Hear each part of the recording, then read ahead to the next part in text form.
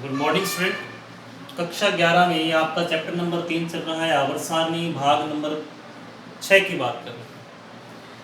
ये जो चैप्टर है बेटा जी आपको कंप्लीट करवाया जाएगा और इसके बाद वाला चैप्टर आपके लिए नए सर हैं वो करवाएंगे और ये चैप्टर मैं आपको कंप्लीट करवा दूँगा। अपने पास टॉपिक चल रहा था आधुनिक आवर्त सारणी।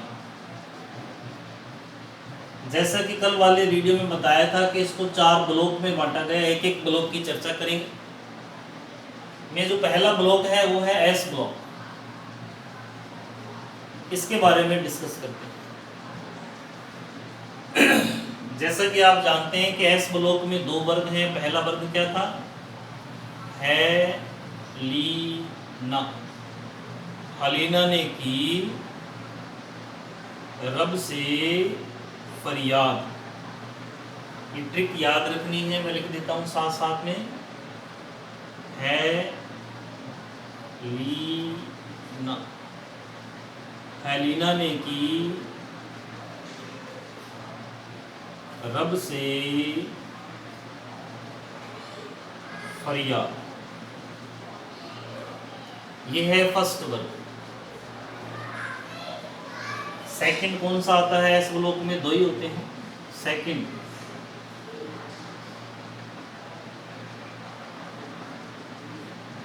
बेटा मांगे कार, स्कूटर, बाप रोए। क्या है इसकी ट्रिक? बेटा मांगे कार, स्कूटर, बाप रोए। इसका परमाणु क्रमांक कितना है? 1, 3, 11, 19।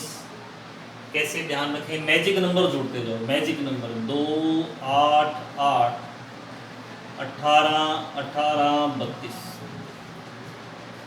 अब पोटेशियम का परमाणु क्रमांक 19 है। 19 में 18 जोड़ दो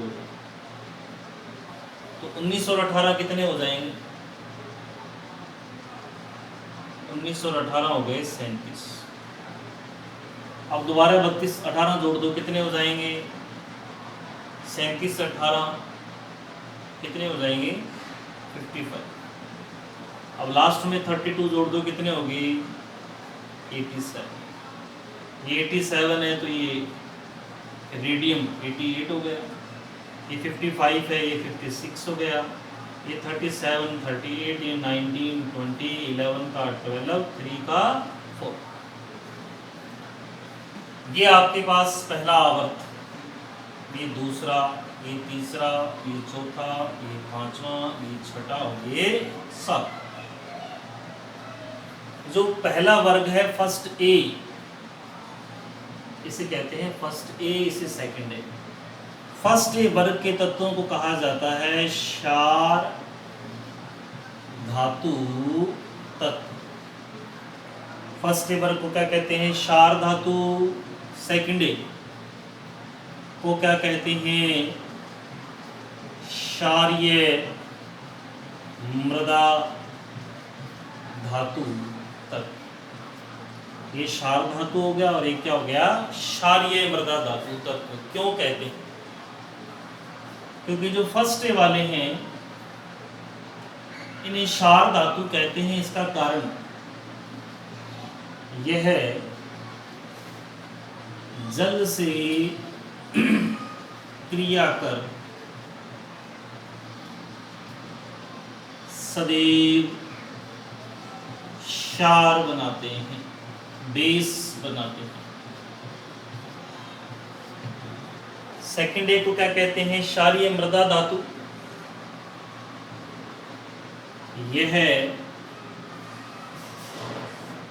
मृदा में पाए जाते हैं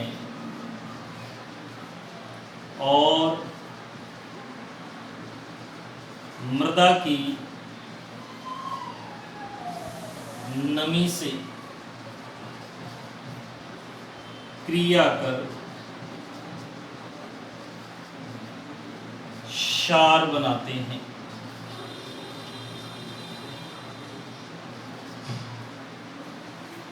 क्षारीय मृदा धातु तत्व मृदा में पाए जाते हैं, मृदा की नमी से अभिक्रिया कर क्षार बनाते हैं, इसलिए क्षारीय मृदा धातु तत्व। क्षार धातु क्योंकि यह जल से क्रिया करके सदैव क्षार बनाते हैं। फिर इसमें आपको ध्यान रखना है कि ये जो पहले वर्ग में फ्रांशियम है ना, Fr, इसमें से स्टार का निशान लगाना है, रेडियम पर भी लगाना है। क्यों लगाना है? स्टार का मतलब है ये रेडियो एक्टिव है। फ्रांशियम और रेडियम ये कैसे तत्व हैं? रेडियो एक्टिव तत्व हैं। मतलब यानी कि ये तत्व जो हैं अल्फा बीटा गामा किरणों का लगातार उत्सर्जन करते हैं। क्या करते हैं? अल्फा बीटा गामा किरणों का लगातार उत्सर्जन करते हैं। फिर इसके बाद क्या ध्यान रखना? इसके बाद ये जो S ब्लॉक है इसका सामान्य इलेक्ट्रॉनिक विन्यास क्या है जी? S ब्लॉक का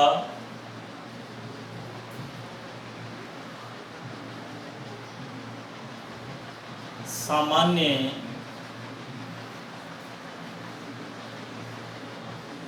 इलेक्ट्रॉनिक विन्यास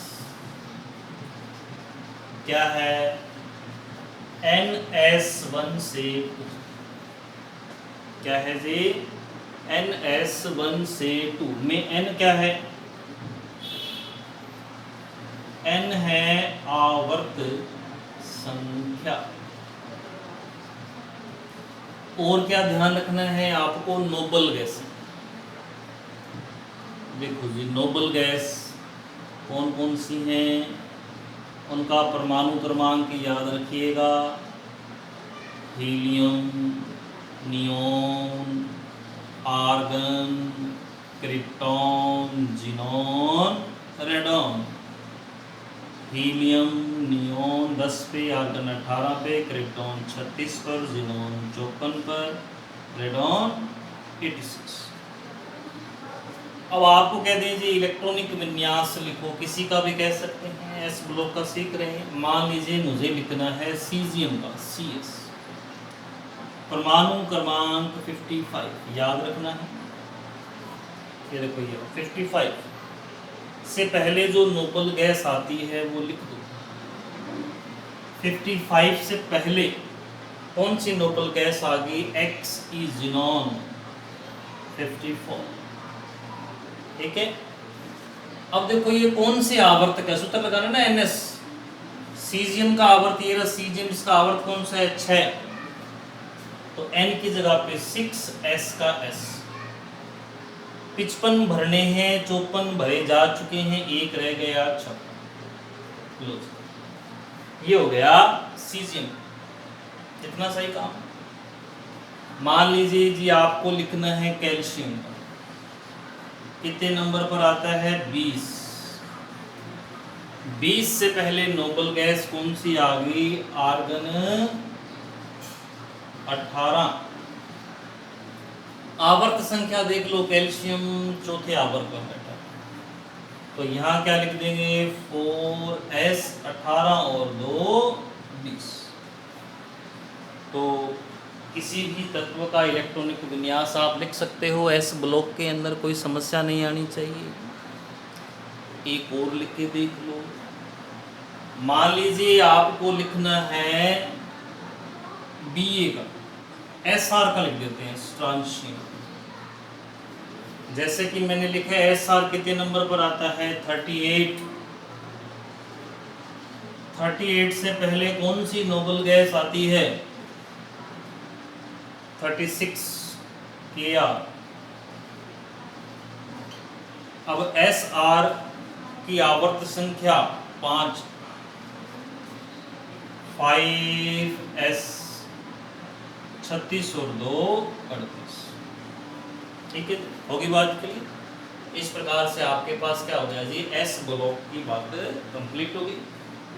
4 ब्लॉक हैं एस पी डी एफ। ये एस ब्लॉक के बारे में जो सरफेस जानकारी थी वो मैंने आपको दे दी है, बाकी चर्चा अगले वीडियो में करेंगे।